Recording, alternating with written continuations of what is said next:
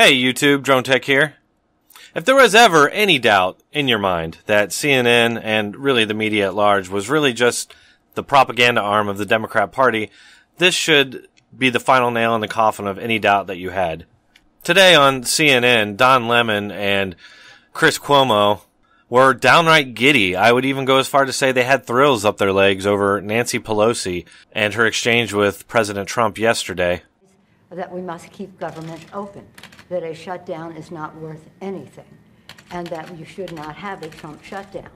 You have the White House, the Trump shutdown.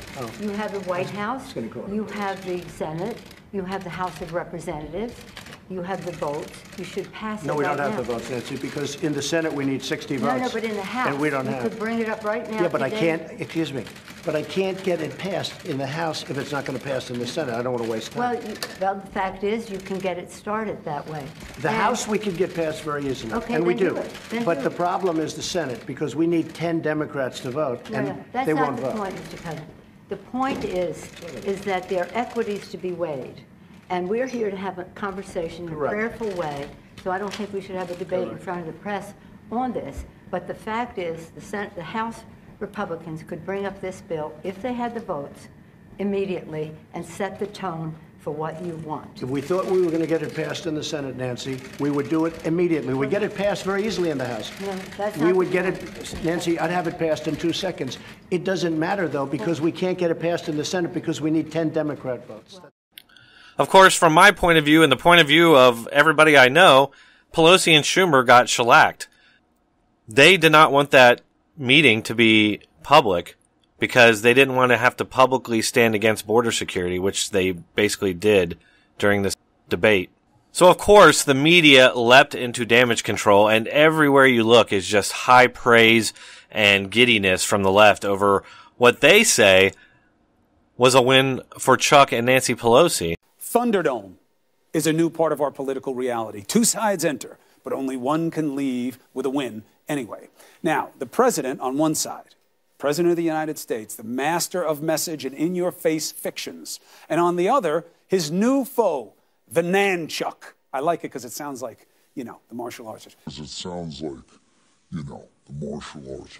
Nancy Pelosi and Chuck Schumer. They were wearing smiles and a bunch of new power. They were ready to give the man some of his own medicine. At one point, Don Lemon actually claims that he's being objective when he says, "Oh my gosh, Nancy Pelosi is a boss." We were talking about the name that we came up and it was Nanchuck. You came up with it. In fairness, my name was not good. I had Pelumer and Pelosi. And you were like, oh.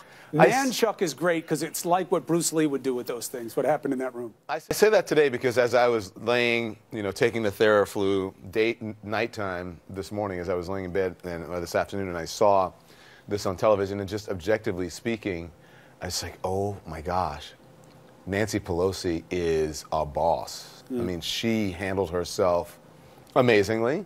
Well, it's amazing what a few weeks difference can make. You know what I mean? Like, she had all those people bringing the hate parade on her about whether or not she should be speaker. When I interviewed her the day after the election, she was like, I'm going to be speaker. Yeah. You'll see. Another thing I found interesting is when Chris Cuomo is drooling over Nancy Pelosi, and he characterizes criticism of her from within her own party as the hate parade. You see, when your job is to demonize the political opposition of Democrats, and of course that's completely legitimate, but if you happen to criticize somebody that they support, somebody whose agenda they're trying to advance, well, then you're a hate monger. Or you're a hater. Hey, thanks for watching. Like, share, subscribe. If you like my content, go ahead and hit that subscribe button, and then consider supporting me through Patreon or PayPal. Thank you very much.